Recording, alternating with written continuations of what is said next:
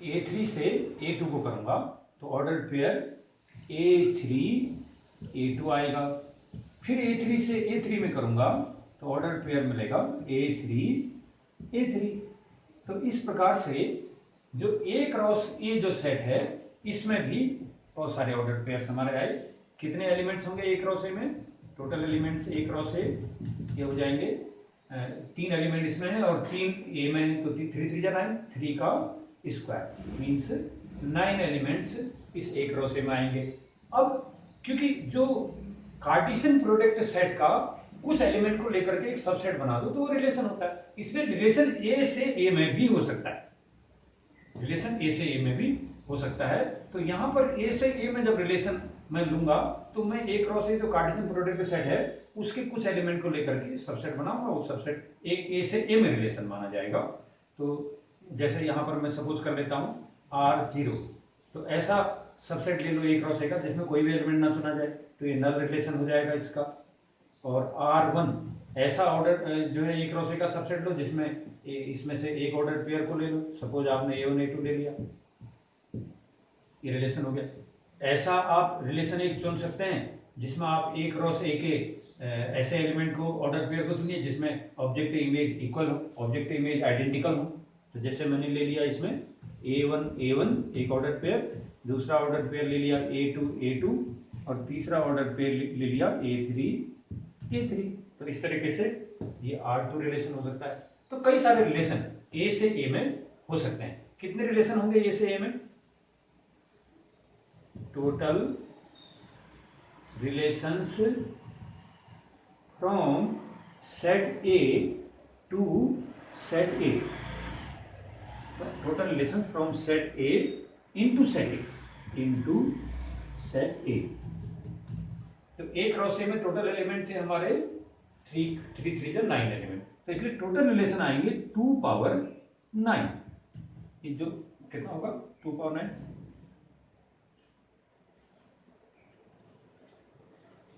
512।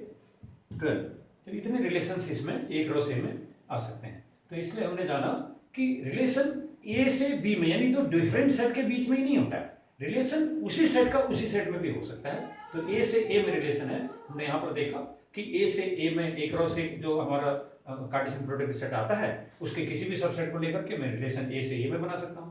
तो total relation from A to A कितने आ जाएंगे इस केस में?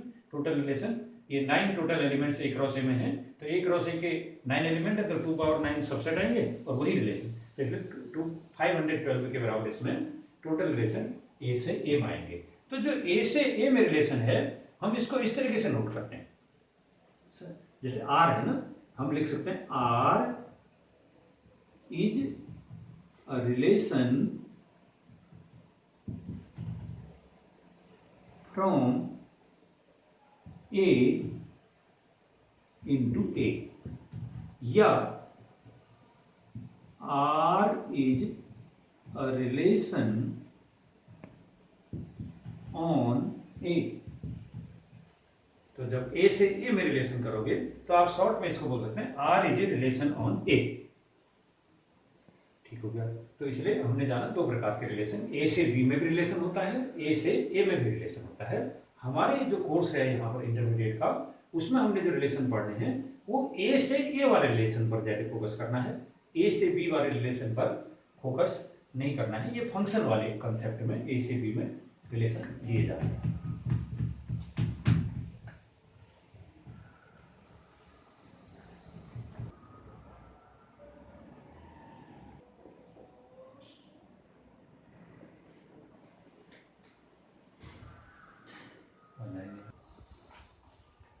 रिलेशन पर आधारित 3 महत्वपूर्ण टर्म्स और हमने स्टडी करने हैं, डोमेन, रेंज, कोडोमेन। अब सपोज ए कोई सेट है जिसके एलिमेंट्स हैं A1 A2 A3, दूसरा सेट B है उसके एलिमेंट्स हैं B1 B2 B3 B4। अब मैं A से B में A क्रॉस B करूँगा, उसकी आवश्यकता नहीं है। A क्रॉस B को मैं शॉर्ट में उसमें दिखा देता हूँ, जो हमारे पास ये स्केच है इसमें ए के एलिमेंट्स आ जाएंगे A1, A2 और A3, और बी के जो एलिमेंट्स होंगे वो होंगे B1, B2, B3, B4। अब मल्टीप्लाई करना है तो ये लाइन को बना दीजिए आगे को, ये हर जो पॉइंट है ये प्रोडक्ट को बताएगा। तो इस तरह से A1 B1, A1 B2, A1 B3, A1 B4, A2 B1, A2 B2, A2 B1, A2 B2, A2 B3, A2 B4, A3 B1, A3 B2, ये वाला पॉइंट, A3 B3 और ये वाला पॉइंट हो जाएगा A3 B4। तो सारे कार्टेशियन प्रोडक्ट इसके अंदर आप आ सकते हैं, यूज कर सकते हैं इसको। तो A और B हमारे पास दो सेट है और इनका Cartesian product A cross B इस तरीके से हमने शॉर्ट में दिखा दिया है। अब इसमें हम एक रिलेशन सेलेक्ट करते हैं। Suppose R is a relation from A to B, A से B में कोई रिलेशन है, और कैसा रिलेशन है, मैंने ले लिया इसमें A1 B1 ले लिया और A2 B1 ले लिया, A3 B1 ले लिया। A1 B1, चलो चेंज कर लेता हूँ, A1 B1 ले लिया, A2 B2 ले लिया, A2 B2, और एक मैंने इसमें ऑर्डर पेयर ले लिया A2 B3, A2 B3। Last order pair ले लिया मैंने, सॉरी लास्ट ऑर्डर पेयर ले लिया A3 B4, A3 B4। तो इस रिलेशन में ये A क्रॉस B के इतने ऑर्डर पेयर्स को लिया गया है। हर ऑर्डर पेयर का जो फर्स्ट मेंबर है, ये फर्स्ट मेंबर ये A का एलिमेंट है, A1 A2 A3, तो फर्स्ट मेंबर A का एलिमेंट है। इस ऑर्डर पेयर में A1 A का एलिमेंट है, B1 B का एलिमेंट है। दूसरे ऑर्डर पेयर में A2 A सेट का एलिमेंट है, B2 B सेट का एलिमेंट है। इसी प्रकार से A3 B4 जो ऑर्डर पेयर है, इसमें A3 जो है वो A का एलिमेंट है, B4 यह B का एलिमेंट है। तो हर ऑर्डर पेयर का फर्स्ट मेंबर A का मेंबर होता है, सेकंड जो मेंबर होता है वो B का मेंबर होता है। तो इसमें जो ऑर्डर पेयर्स रिलेशन के अंदर लिखे हुए हैं उनके सब फर्स्ट मेंबर का एक सेट बना दो। फर्स्ट मेंबर का सेट, ऑर्डर पेयर के फर्स्ट मेंबर का सेट। A1 इस ऑर्डर पेयर का फर्स्ट मेंबर, A2 इस ऑर्डर पेयर का फर्स्ट मेंबर, A2 है तो दोबारा हम लिखेंगे, और इस ऑर्डर पेयर का जो फर्स्ट मेंबर है वो है A3। तो इस तरीके से जो रिलेशन था, रिलेशन में आए हुए ऑर्डर पेयर्स में से हर ऑर्डर पेयर के फर्स्ट मेंबर को लेकर के हम एक सेट बनाएंगे। तो इस सेट को हम लोग कहते हैं डोमेन। तो किसी भी रिलेशन का डोमेन क्या है, उस रिलेशन में आए हुए ऑर्डर पेयर के फर्स्ट मेंबर्स का सेट ही डोमेन होता है। उस रिलेशन के लिए ये डोमेन, अलग अलग रिलेशनों के डोमेन भी अलग अलग आएंगे। तो इस रिलेशन R का डोमेन जो होगा A1 A2 A2 A3, repeat नहीं करते हम एलिमेंट को, इसलिए A1 A2 A3 ये इसका डोमेन हो गया। अब रेंज ऑफ दिस रिलेशन, इस रिलेशन का रेंज क्या होता है?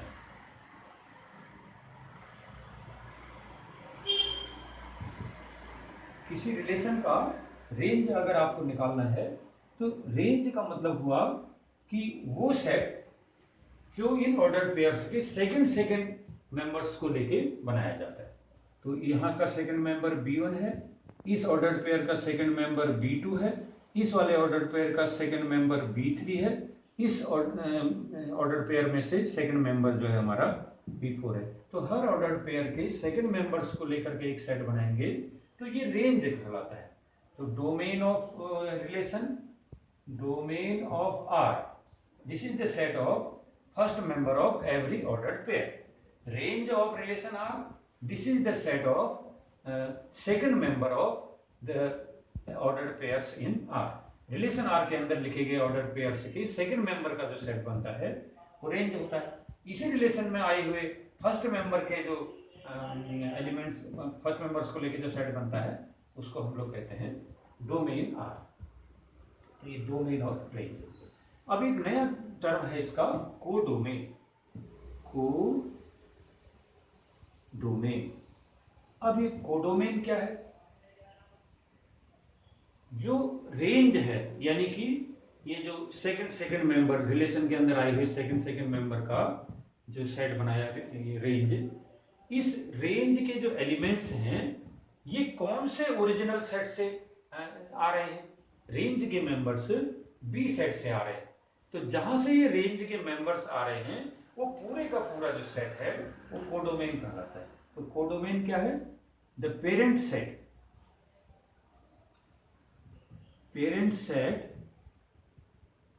फ्रॉम वेयर, जहां से, from where the elements of range are obtained, from where the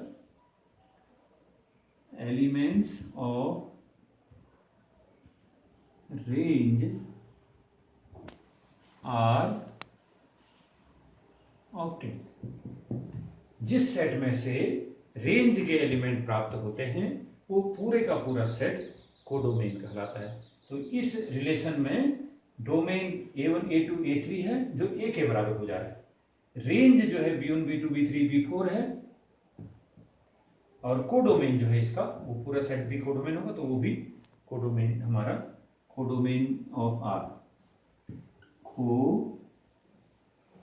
codomain of R is equal to set B। तो ये तीन टर्म्स हैं, डोमेन, रेंज, कोडोमेन। तो किसी भी रिलेशन के लिए, जैसे A और B दो सेट थे, उनका जो A cross B Cartesian product होगा उसका कोई भी सबसेट ले लीजिए, वो रिलेशन हो जाएगा। तो मैंने आर्बिट्रेरली एक रिलेशन लिया A1 B1, A2 B2, A2 B3 और A3 B4, इतने ऑर्डर पेयर्स को लेके रिलेशन बनाया गया, और उसमें डोमेन निकालना है तो ऑर्डर पेयर्स के फर्स्ट मेंबर का जो सेट बनेगा वो डोमेन पे आएगा। ऑर्डर पेयर्स के सेकंड मेंबर्स का जो सेट बनेगा वो रेंज हो जाएगा, इस रिलेशन के लिए रेंज होगा। और कोडोमेन जो है वो जहां से रेंज आई, जिस सेट से रेंज आई, वो ओरिजिनल सेट जो है वो उसका कोडोमेन कहलाएगा।